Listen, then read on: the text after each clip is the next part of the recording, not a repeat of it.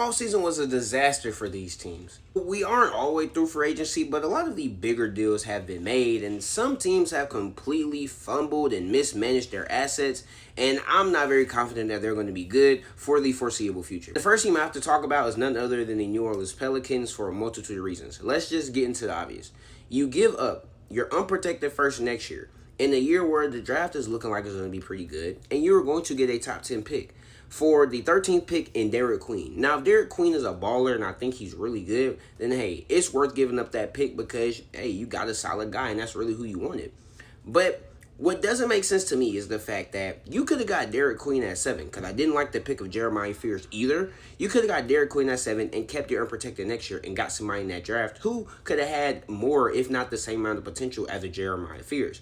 Yet, and still, you traded that pick away to the Atlanta Hawks, and you didn't even put a protection on it in a year where, let's be honest, y'all aren't going to be good.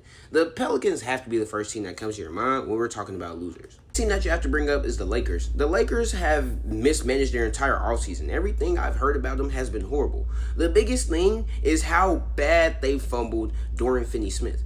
Dorian Finney-Smith went to the Rockets. He didn't want to re-sign with the Lakers at all. The reason why? Because the Lakers were talking behind his back, telling teams that his knee was messed up, and telling just so they could lowball him on the offer. That's embarrassing and laughable. And the signing of Ayton doesn't change things. And still looking at this roster, I'm not moved by a goddamn thing that the Lakers have. And I know that we're a 3 seed, and I do like JJ Redick.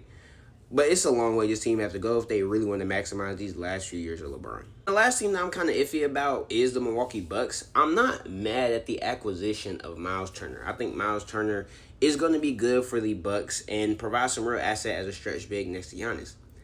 But releasing Dame, now you are essentially sacrificing $50 million, which is a significant portion of your cap, just for Miles Turner to be on your team. That is not a smart move at all, and I understand you trying to build around Giannis and maximize Giannis, but there are so many things you have to do. You didn't get a point guard. You did re-sign Gary Trent, but even outside of Giannis and Miles and Gary Trent, this roster is still like ass. The Brooklyn Nets had a questionable draft, even though I'm not going to be too low on them yet. I don't really like how Miami and the Bulls have went about their offseason. It's a multitude of teams that you can also include, but the 3 I named are the main ones.